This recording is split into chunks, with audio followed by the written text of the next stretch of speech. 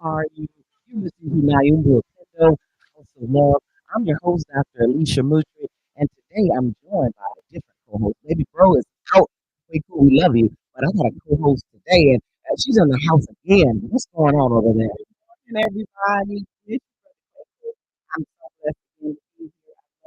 I love this show. I love the people, and I love the topic you bring you all today. Yeah, Simone Kilgore comes in and she comes in live all the time. But we can't do the show without Ride Out. We so appreciate you, sir. We so appreciate you. So good to see you. Debo over there. He walked in today with some cool shades on. I was like, okay, sexy, okay, sexy. He's just shaking his head. You can see him, y'all. He blushing over there. Lay him down for a minute. Lay him down, lose him for a minute. So, I'm so happy to have all y'all here. But you know what? We can't start the show off. We can't do it without our prayers and our permission. Yeah. We always start the show off with prayers. My mom calls before every show to give us a prayer. And her prayers typically center around making sure that what we say comes from him above, and that people that are out there in the audience are listening, and that they are healed, that they receive something that they need. So we definitely would do that. She prayed for our community this time, just talking about all the senseless deaths, the murders, the killing, everything that's going on, all negative. So she prayed for that as well. And that leads me into like who we're dedicating the show to. Yeah. Two people we want to dedicate in loving memory of Officer Kendall Corder. Yes. Definitely want to send just some love his way, his family's way, should I say. His family, I heard his he was friends. a great brother, uncle, cousin, friend, officer, community member. Like, so much love for this brother. Absolutely. So just prayers for him, and prayers for the people that were impacted by it, because a lot of times that happens, but then all of the aftermath after. And then one other person we want to dedicate the show to is Nate White, young man, another person whose life just gone way too early. And speaking of that, they are having a balloon release for him today. It's today at Rufus King High School. They asked folks to arrive at 5:30. The balloon release will be at 6:00. It'll be held at Rufus King High School, 1801 West Olive Street. The colors of the balloon, blue, gold, and pink. Blue, gold, and pink. So shout out to, again, just dedicating this show to both Kendall Corder and then Nate White.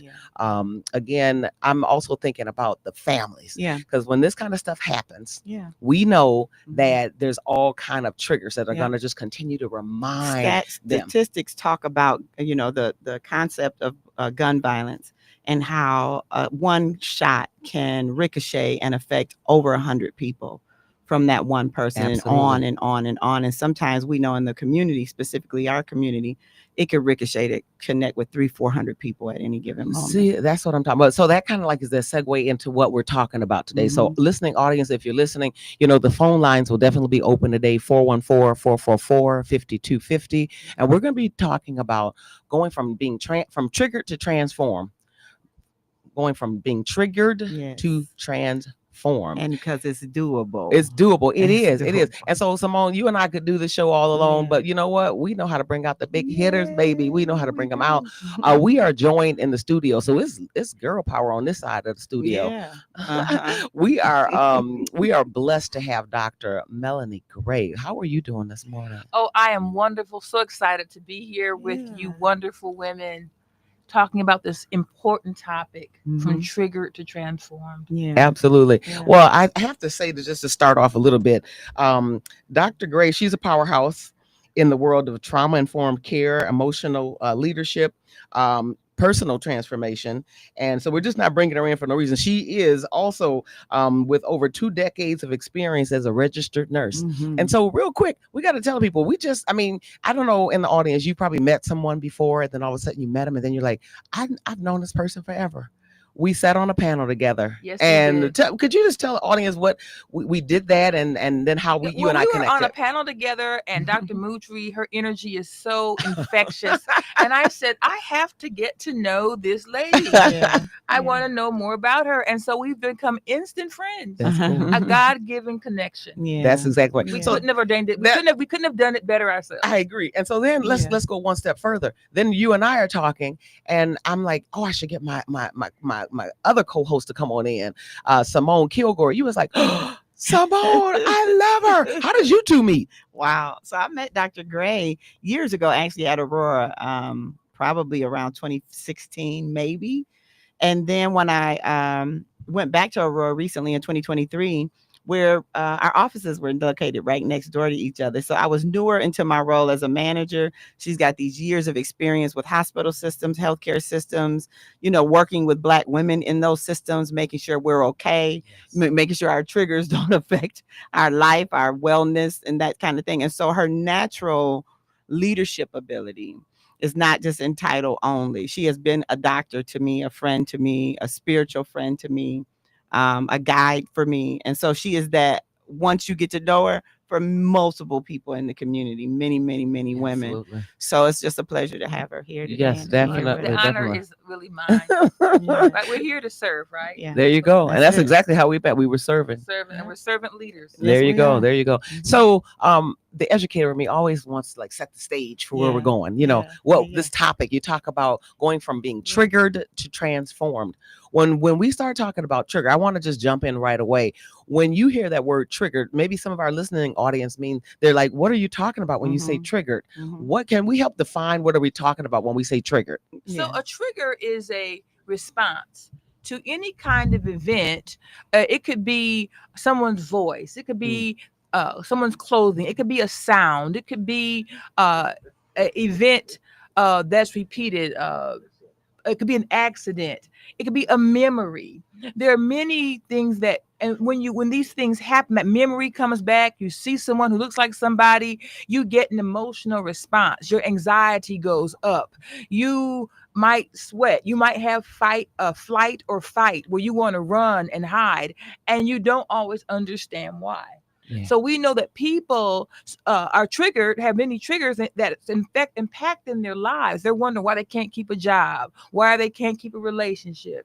Why do they respond that way? And they're like to themselves, I don't know.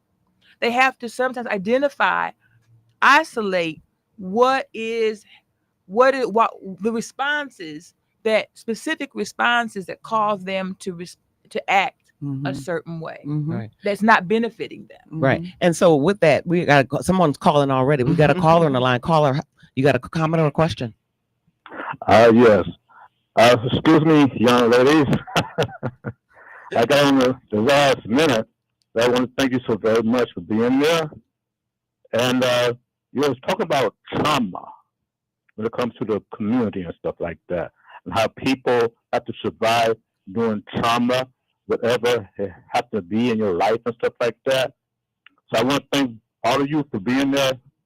Let me back up my truck. Let me back up my truck. Beep, I beep. just want to say yes. I just want to say thank you everybody for being there. But my question is, when it comes to trauma, what we go through, how we deal with it, we have to have people like yourself to help us through that kind of situation. But when it comes to trauma and stuff like that, what we go through and stuff like that, could you do me a favor and just explain that trauma situation and what we go through in our community?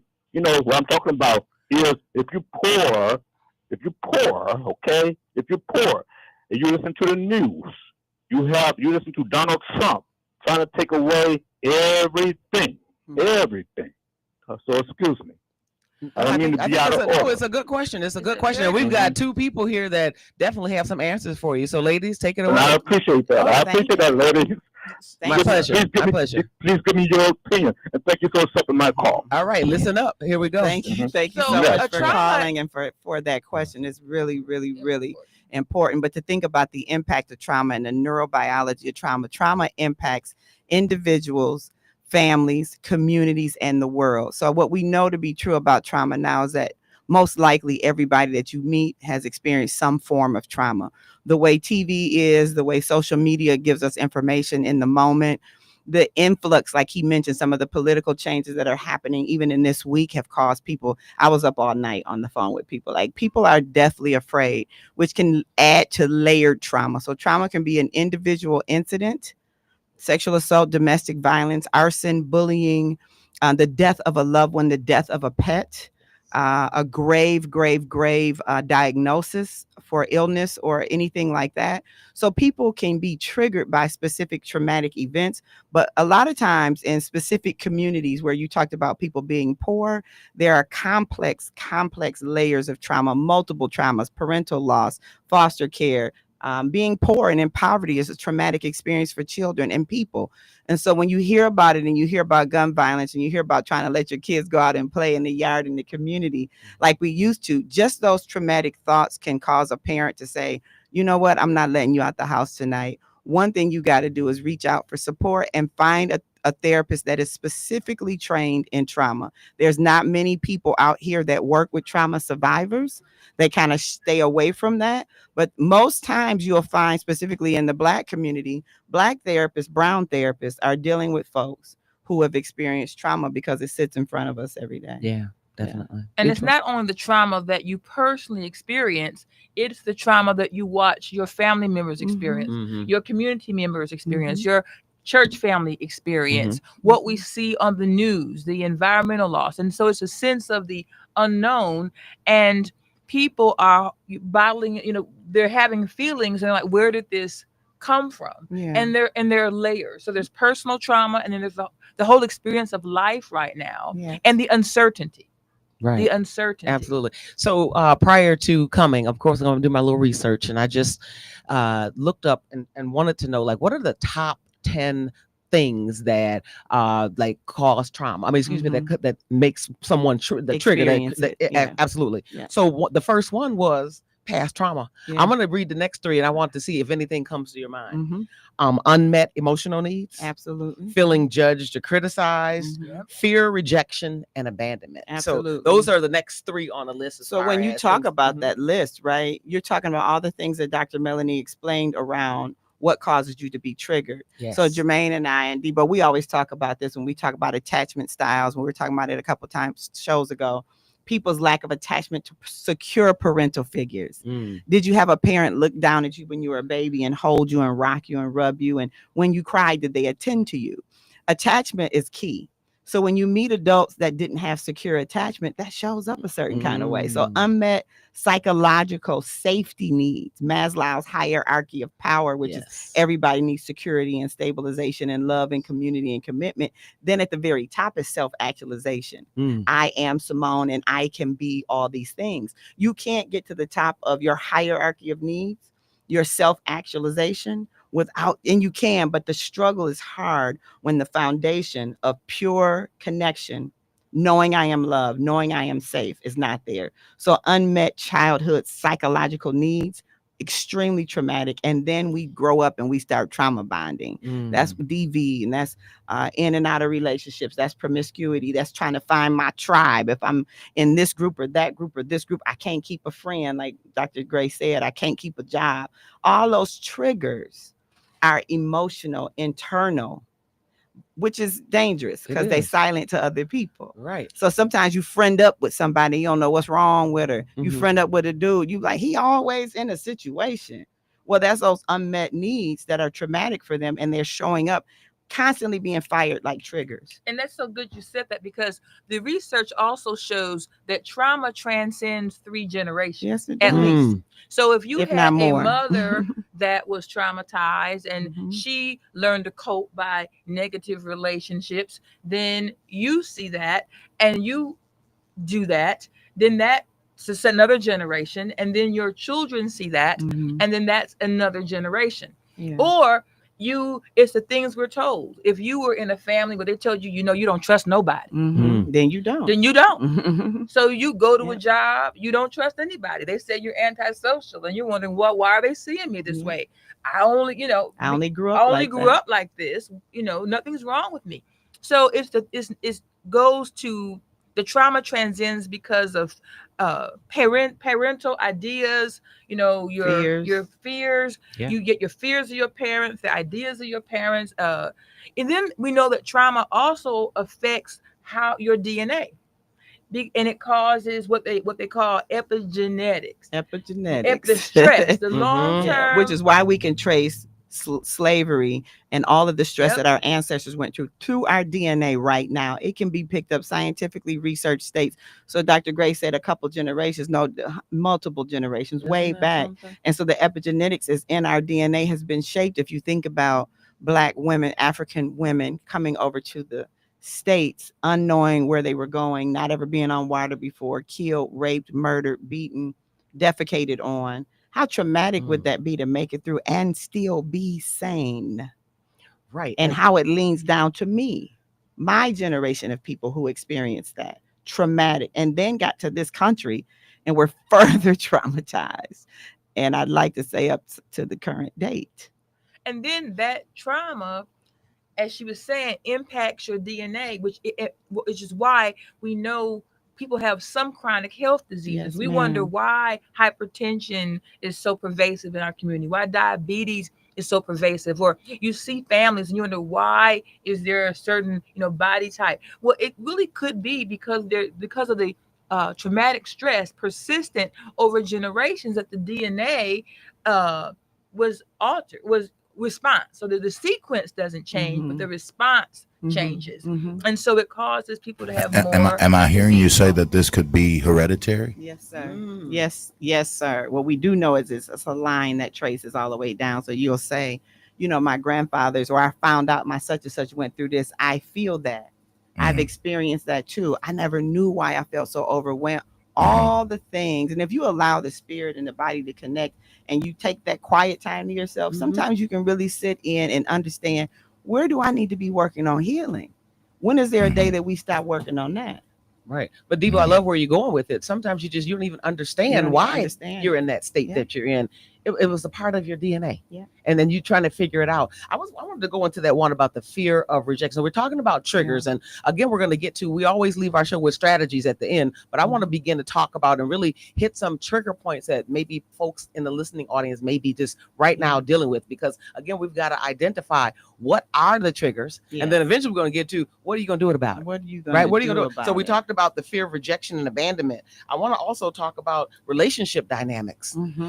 Again, things can happen in a relationship, and maybe I'm dating somebody new, but because I've already dealt with some things, I'm triggered just based upon, you said you were gonna call me back, Jermaine. I saw my text on red. Look, I saw my text on red. And I've been through that. And I didn't mean to go down your alley. Let's just open up memory lane. Lord, have You mercy. triggered some trauma for Yeah, Jermaine. Doc, I'm over here shaking now.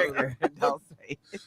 But again, we have to understand where we are, because these things Yeah. really can call back. It can bring back things that are not welcome sometimes, right? I know, even working with couples in my practice at times, I was just looking at some information I have from a couple that I was recently working with, and looking at their comparison to like a pamphlet I handed them for some simple questions.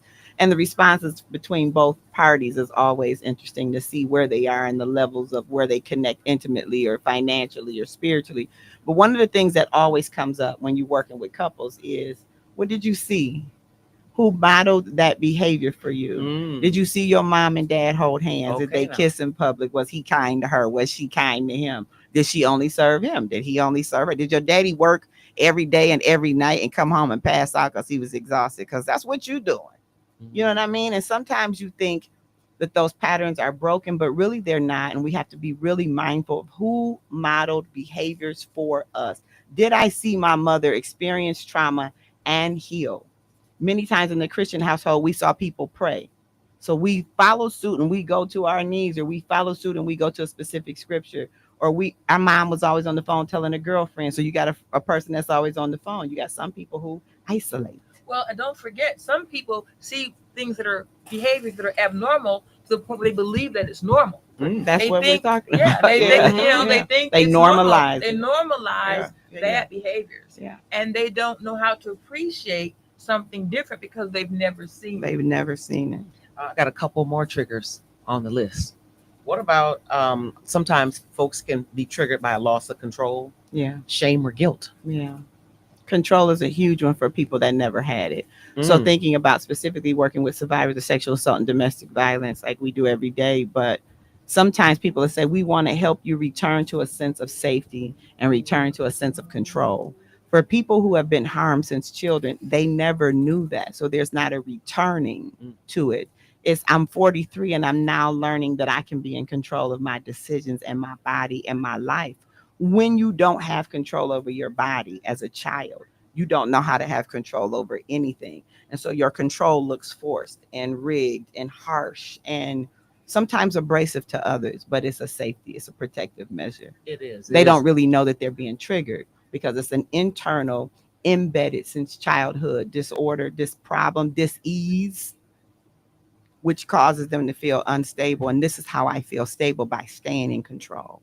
And they display that, wouldn't you say, in different ways. Some people overwork, they Mhm. overdo, Mhm. they're excesses. They're excesses that sometimes people embrace to kind of bury that insert. I That know pain. you've seen it in many ways. I've seen Yes. overworkers. I've seen a woman that worked out 3 or 4 times a day and could not stop. Or people who only sleep, or people who have 5 or 6, 7, 8 jobs. Or they eat, Or they overeat, or or they Mm. don't eat at or they all. don't It's eat an at all. extreme. It's the extreme. Always Always an is. excess to cover that pain, because pain can be chronic. There's acute pain that we can usually can try to heal. We can fix that wound, but then there's that chronic underlying pain that and people don't see, that goes on all the time, that you have to learn how to handle. People always don't know how to handle it. Oh no, that's Mhm. absolutely. That's what you talked about too, leading to those chronic illnesses. We know that for Black women, we die with more stress related disorders than any other species on the planet. Stress related, high blood pressure, cholesterol, Graves' disease, for all these aches and pains, chronic pain. Black folks show up at pain clinics, physical therapy more than it's research based on the type of pain, and some of it is in alignment, Debo, with the DNA and the problems that our ancestors have also felt. Well, and you know what? When we're having a good time goes so fast.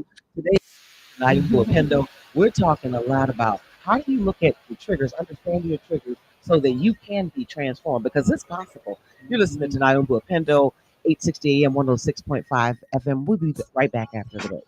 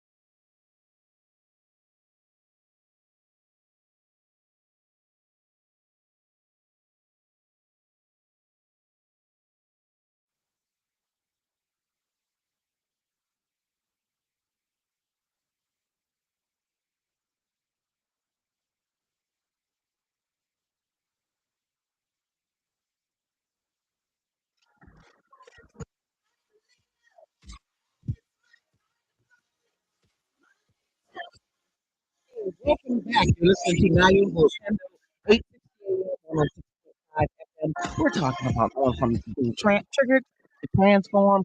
I'm not here alone. I'm Dr. Alicia Moutry, my co-host today, Simone Kilgore over there, and we have the lovely Dr. Melanie Gray with us. And we are again talking about going from being triggered to being transformed. And looks like we got a caller again. Call in the comments. Okay, we're ready. Oh, I'm sorry, I couldn't hear before. I was wondering, I'm hearing all of the information on trauma, and there's those things where it's hereditary. I was wondering, what are those things that you do intentionally to remove the trauma or to build on the resilience that's also in the DNA to help heal and cure ourselves? So we're not saying that trauma itself is hereditary, but that the ongoing toxic stress over years can impact the body and cause changes in your DNA in health. So trauma itself is not hereditary, but the impact, The symptomology of trauma can be embedded into one's heredity and DNA. And how they work throughout things. If you've seen modeled behavior, that's how you tend to work it. But there are definitely ways, and thank you for bringing up the idea of resilience, because that is also in our DNA, however Kendrick said it, who's my cousin. So whatever, I know what he said, but whatever. But the idea of it is, we are terrific, resilient, delicious people. We are beautifully and wonderfully made in his image. And so we do have resilience built in, and there's so many things you can do. But like Dr. Moutry has mentioned several times, you first have to identify what triggers you have and where they stem from. Are there specific traumas that have impacted you? And then Dr. Gray has also mentioned that we have what we call familial trauma, generation or community trauma. Like if something happened on the block, specific blocks, specific communities.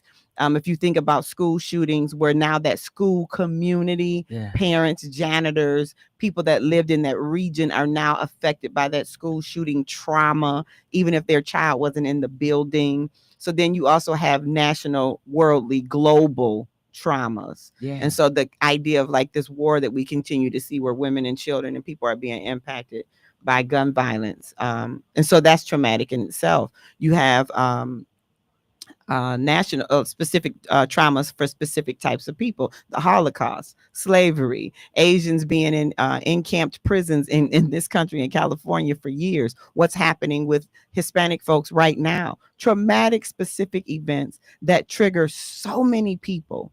Those of us that are safe are still triggered by things that we see. And I love that, because it's different for everyone. It's different and so for I'm about to everyone. go, look, what I love to do today is to be vulnerable for our community. First of all, thank you for calling our caller before. We really appreciate your call. I want us to be vulnerable and show the community that not even when you're helping those, you also need help as well. But if in the room, anybody in the room, if you have a personal trigger of something that you deal with that causes it, and have you identified where it's coming from? I'll start us off. My father passed away on my birthday.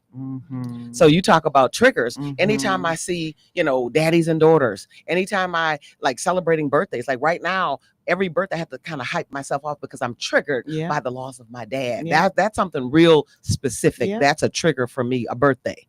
And I know why, because tangible. I lost. It absolutely. Tangible. Anybody else in here have a personal trigger, and have you identified why? I did. I grew up, both sides of my family, I saw people die early from alcoholism and struggle with alcoholism. And so I had a real issue with people as a nurse when I had to care for people that had substance abuse and alcoholism. And so I had to ask myself, why do I feel...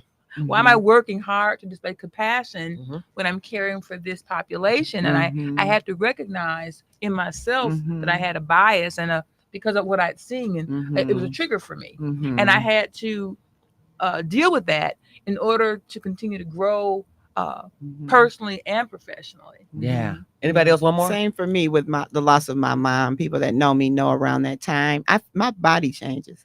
I know that. I know what is happening in terms of neurobiology. I know it's something, because it makes me say, what is the date? What is going on right around her birthday, around my birthday, specifically Mother's Day. But the other thing is kind of what Dr. Gray mentioned. When I'm in therapy sessions with people and things come up. I'm very aware of what Mm. triggers me, and I'm honest about it, right? I do the work with my own therapist after certain sessions, or I'll write, or I'll journal, or I'll process, or I'll try to walk. A lot of people say, you know, where you been? I go somewhere and get quiet. Okay. Because I work with too many people who are affected by trauma. So when I am down or done or quiet, I have to be. I love You it. know what I mean? Yeah. Because like she said, in those environments, you sometimes don't even know why you're pouring so hard. You know what I mean? But it's a thing. And we'll come back in case Ride Out or Debo has anything they want to share. But let's get to it after the caller. We've got a caller in line. Caller, you have a Awesome. question or a comment? Yes, I got a question. Okay. What I'm getting out of this is that everybody is suffering from some sort of trauma, whether it's small or humongous. I mean, that's what I'm taking in from you guys, that everybody in the whole round world is suffering from some type of trauma. Or are we just making this a trauma moment? And it's a money grab for people that have become educated, have become clinical, been able to express these scientific clinical means real profoundly, and it becomes is everybody? Am I getting this right? So there's real data through the Center for Disease Control. There's real actual data just nationally and internationally that trauma is pervasive in our society. Prior to the pandemic, it was estimated that over 60% of all Americans had at least one adverse childhood experience. Now you fast forward past the pandemic, there's adults over 18 are saying that they have experienced 4 or more traumatic experiences. So when we're talking about, as was said, trauma is environmental, is community, is what you see on the news. So we're not saying that it's a buzzword. We're saying it's real for many people. And now you say many people, but it seems like everybody. Well, let me ask you another question, because you gave me that scenario. Is there any end in sight of healing with this trauma? It can be. Absolutely. And that's why we're getting to from trigger to transform, because there's a way to understand how specific incidents, the loss of your mom, the loss of a partner, divorce, the loss of a child, the incarceration of a child over a person, what it makes you feel like, the emotions So that do you come think from trauma is an incurable disease like alcoholism? No, Not we at know all. we know that you can be healed, and we know that you can be transformed, and we definitely are getting to that part because the resilience that is in us and what we're doing today, whether educated, paid or not, the idea around spreading the word and telling people that there's hope is our only purpose up here today. And after we have the meeting and we sit around the table and we talk with our therapists, like psychologists, psychiatrists, whoever the pastor, wherever you feel comfortable at relieving yourself of this trauma, what I mean is the healing process just a simple acceptance and go on and live your life like our ancestors have did, which brought me and you to where we are today? As a matter of fact, you ladies are very profound.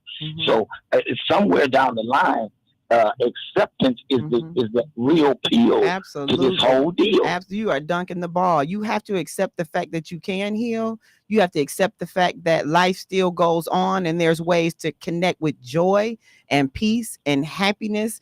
And there's all kinds of things you can do. How about just living your life and forgetting that it even existed? I don't know about forgetting, because listen, the body keeps the score. There's a phenomenal book I just dropped for you, sir, that identifies scientific data that lets you know that in each cell you have cellular memory. Just like if you smell something and it smells like your grandmama's pork chops, that's the cellular memory in your nostrils that reminds you of a time. When you become that educated,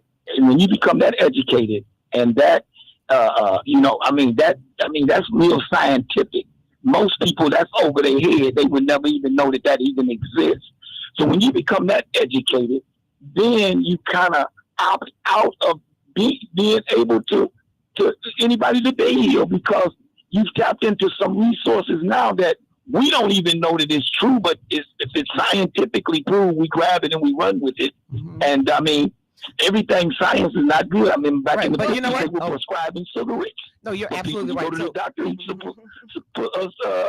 give you some cigarettes and to calm your nerves, and we find out years later that it's not actually very healthy for you. As a matter of fact, it could Hey, be caller, cancer causing. what I want But to be able listen, to do. No, hold on one second. Let me say this. What I want to be able to do. Everything you're saying, we're right on. You're right on point. We love your questions, but what we want to be able to do is you talked about it being so scientific. We want to be able to break it down to some further layman's term. We want to take it to the streets to be able to make sure everybody's understanding what we're saying. So we've been talking about the trauma. We've been talking about the triggers, but now we've got to get to. That's just a part of the show. We don't want to just leave you with this information. We want to leave you with, now, how do you become transformed? The first part is what we started doing here is recognizing and identifying and being able to put words to understanding that this thing or this object is being triggered, that you're being triggered. And so what are you going to do about it is the question now. Yes. So I'm going to just go ahead before we get into jumping into some of the strategies and the transformation. Didn't know if either of the guys had anything they wanted to share in regards to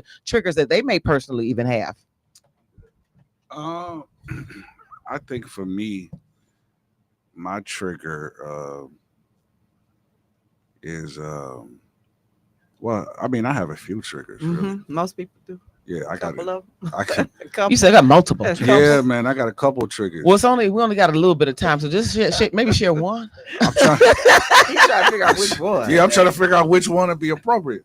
Oh, But I think it's great that he said he had more than No, one. Yeah. I do. Because most of us do, but some of them are more harmful to our lives than others. Yeah, Yeah. and that's true because And that's important Yeah. to identify what is negatively Yeah. impacting my life. That's the one you want to isolate and really focus on, where you want to focus your healing. yeah, I think certain smells, like certain perfumes, would trigger off, like A memory. a memory of a certain take you to a person. place. You'd be like, you'd be rolling. Yeah. So yeah. yeah, Yeah. just leave it there. I get it. Yeah. So I've got the perfect segue into. I'm always about strategies. We could talk about. I'm sure many of our listening audience members right now are all thinking right now about things that are triggering them. They're really identifying some of those traumas. I'm reading a book right now called The Let Them Theory by Mel Robbins I and love Sawyer it. Robbins. It's I love a it. lovely book. But she had a quote in here that I wanted to read that's going to segue us into talking about the strategy. And the quote is, "It's not what happens to you, but how you react to it that matters." What does that mean? It means that your personal power is how you react. Kind of going to what the last caller's question was, do we have to stay in this state of being impacted by the trauma? No, you have to recognize it. This kind of conversation and radio show is to give people information on, yep, most of us are triggered by something, kind of like Jermaine said. And guess what? There may be multiple. Dr. Gray has already identified. Pick the thing that is harming you the most, that is causing you the most dis-ease, which is causing you to be triggered or stressed or overwhelmed or angry or overweight or underweight or lacking sleep, working too much, can't keep a friendship, can't keep a relationship. Every time I look up, you've been fired again. Those kind of things that keep coming up for people. What's going on here that you in another relationship again, and that person, they lied on you too. Every time somebody lying on you, something is coming up. Right. And so it's okay to examine your life at different stages. Take the time to examine and not just let things happen to you, get a cigarette or whatever you do to reprieve. Now, people do make it through, like hundreds of millions of people. Many people Hundreds of millions and hundreds of millions of people live on this planet and never get any real healing. But, I like what you said about identifying the recurring behaviors. Yes. Because people have to understand that when certain situations continue to happen, you're the constant. Yes. It's not everybody else. You're the constant. The other people vary. They vary. Situations, places, states, vary. But you are the constant. Absolutely. And so what are you willing to identify? Kind of like that parent that keeps changing that child's school because all the teachers hate my kid. Somebody, we gotta figure this thing out. Right. You know what I mean? But it really, what Dr. Gray is saying leads into the quote you read. Is this something we got to stay in? Absolutely not. How you respond to trauma is up to you. What do I want? How do I want it to impact me? What do I want to be? Do I want to be a person that's in depressed mode and staying in the bed, or do I need to go seek help? Do I want to be a person that is in this rut of constantly in and out of relationships? Or do I need to examine what is happening here? Am I always sad and need to be in a crowd full of people? always with somebody because I can't be alone? Or do I constantly isolate? These are some of the things you can ask yourself to say, okay, well, what is bothering me? What is causing me to not have any ease in this area? And go get the help you need. Yeah, how you respond is your business, but it's also how you plan to shape your route towards healing. And have forgiveness. I mean, forgiveness That's is a huge big one. piece Mhm. of the healing. You know, when people have harmed us, they were wrong. They absolutely were. But do we want to continue to give them power over the next 20 or 30 years of our life by rehashing it? And forgiveness can be forgiveness, and I don't fool with you no more, because I've definitely forgave some Yeah, people that's that I don't there even are talk different to no levels to more. the So forgiveness, it's a right? way that you can do it and still stay protective, and there's a way that you can do it, forgive and re-engage with the person with real communication and real clear, concise boundaries around, this is how you harm me, Doc, and I don't want you to do that no more. And you say okay, and we sisters again. You know what I mean? I think the art of conversation and communication is also lost between all of the emotions that people feel. And it's okay to identify the emotion, talk it out, and say, can we move forward in this relationship? Because this is how this has affected me. It triggered something in me you didn't know. And sometimes when you're going to have that conversation, you need to have a third party. Yeah, Some mediator. conversations we shouldn't do by Yeah, ourselves. I've been a Right, mediator right. many There's times. safety in numbers. Yeah. So you Yeah. might need a mediator to help you work through some trauma. You might have to remove yourself from social media where there's the constant comparison and you're looking at people that harmed you and you're keeping yourself in a cycle of trauma intentionally. And let's say this before the 4th, which is coming up. Happy 4th, folks, for the type of independence you feel you can find it. So we won't go deep into that. But the idea around the 4th, where Black folks tend to gather, right? If you feel triggered in those situations, sometimes people have to remove themselves from family. Is what I'm trying to. Where you can't be around your mother-in-law, your father-in-law, your daughter-in-law. They do too much, right? And so if it triggers something in you, learn how to shape it, because I can't change my cousins in there. Who, by the way, I love all my cousins, and I'm gonna be with them for the 4th. But I'm just saying, I'm working with a lot of folks that are triggered by family Right. connections and And, family and that's problems. exactly what we're talking about. Going from being triggered to transform. We're going to dig a little bit further into that transform piece because we don't want you to stay where you are. There is a better you. There is a better you. We have hope for that.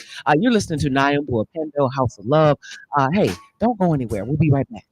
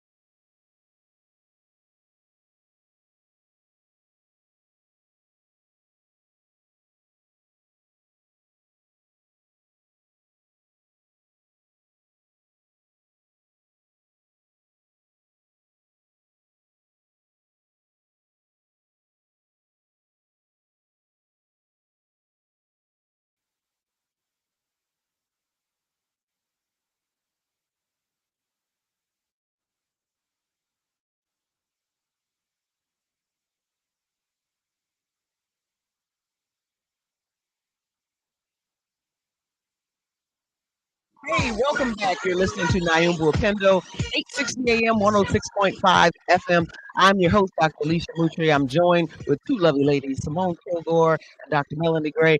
So happy to have you here. We've been talking about how do you deal with your triggers? How do you understand them? But then we don't stay right there. We say identify them, acknowledge them, do some type of a self-assessment to understand what they are, communicate them, remove yourself from them.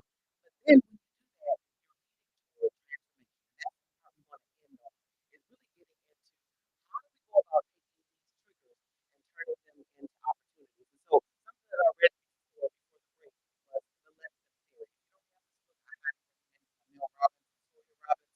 And the quote that I read, it's not what happens to you, but how you react that matters. What does that mean? It means that your personal power is how you react.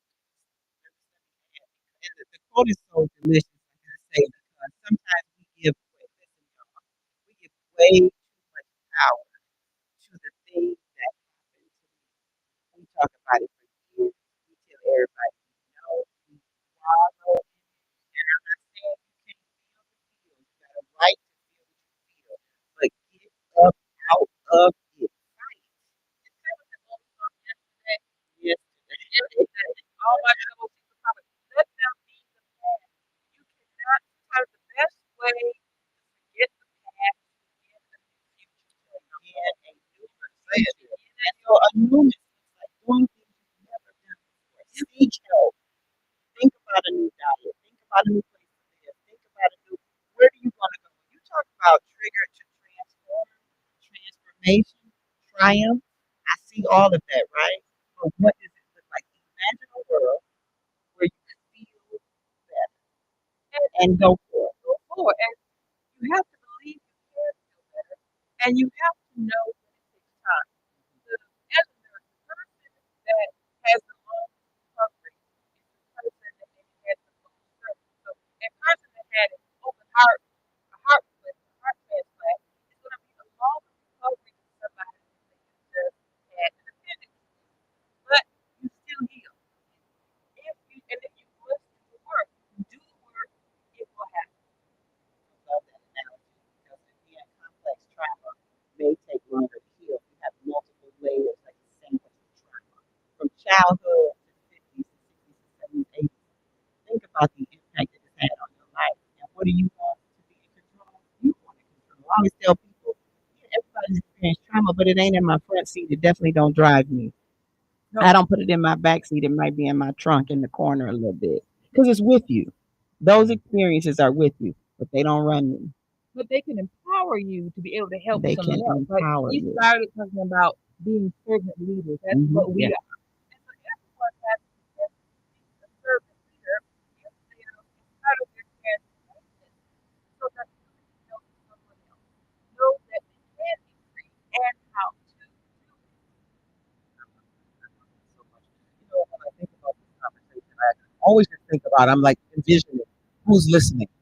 You're in your kitchen, you're in your bedroom, you're hearing some things right now, and I just really like just reach out to you and say, what is that trigger? You know, is it a person? Is it a smell? Is it a thing? But that job, is it that job? Is it that circle that you have?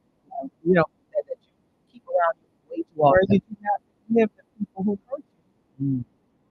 Who ain't even no longer on the planet? Sometimes they gone, they free. And you still carrying that pain. They free. Or maybe you might be sensitive to that.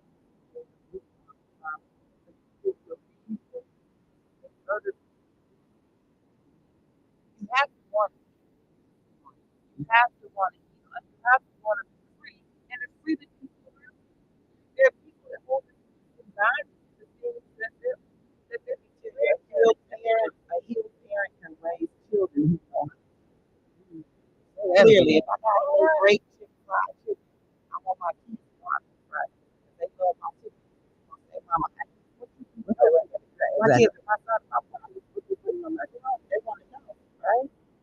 They'll want to be passed down some good things. Give your kids an opportunity to learn how to heal. Let them see you in recovery. Let them see you working towards being well, having well-being. Because they will monitor and pick that up and follow that same way. That's a responsibility. Oh, I mean, if you're talking some knowledge over there. When I hear you talk, I keep thinking about all these different kinds of things that may be triggered folks. What about emotional triggers? Did we talk about that a little bit? There's some things about internal with the word we use, but those emotional triggers are the ones that are most dangerous on us. Okay, silent or closeted to others and to you. If I hear a loud noise and I'm triggered by it, everybody can see that it makes sense. It'll make sense to Dr. Gray why I have jumped. She might not know why I'm triggered, because